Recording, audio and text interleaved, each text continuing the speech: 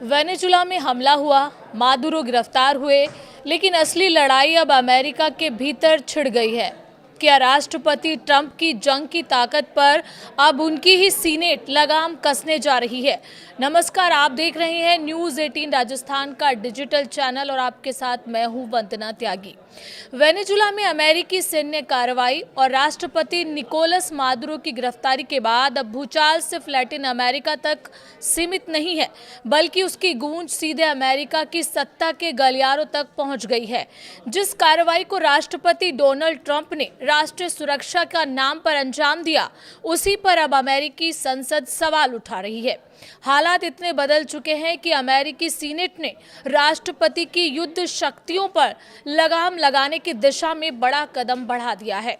गुरुवार यानी 8 जनवरी 2026 को अमेरिकी सीनेट में हुए अहम मतदान में 52 सांसदों ने उस प्रस्ताव के पक्ष में वोट किया जो वेनेजुला के खिलाफ भविष्य में किसी भी सैन्य कार्रवाई से पहले राष्ट्रपति को कांग्रेस की मंजूरी लेने के लिए बाध्य करेगा।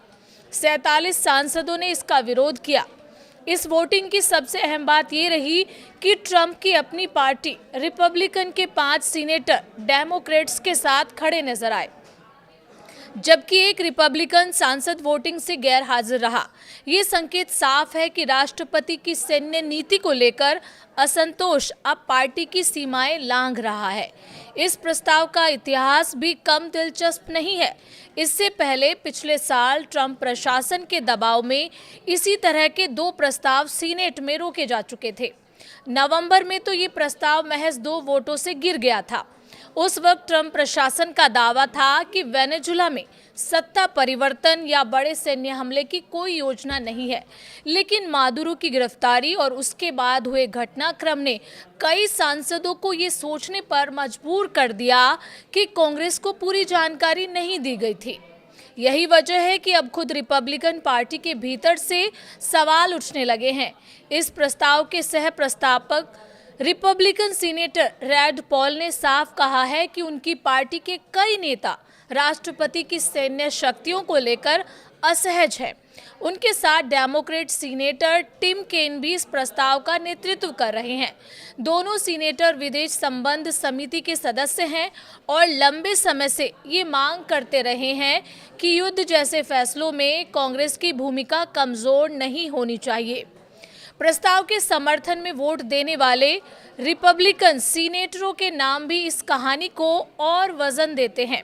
रेड पॉल, सुसन कॉलिंस, जोस हॉर्ले, लीसा मार्किव्स्की और टॉड यंग मौजूदा समय में सीनेट में रिपब्लिकन के पास 53 और डेमोक्रेट्स के पास 47 सीटें हैं।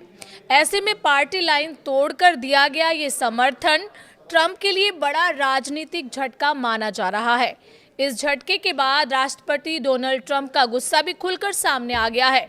ट्रंप ने ट्रुथ सोशल पर एक तीखे पोस्ट के जरिए अपनी प्रतिक्रिया इन 5 सीनेटरों पर हमला बोलकर दी।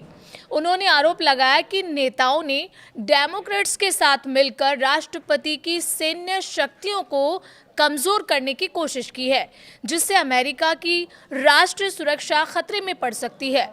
ट्रंप ने ये तक लिख दिया कि रिपब्लिकन पार्टी को उन सीनेटरों पर शर्म आनी चाहिए जिन्होंने उनके खिलाफ वोट किया।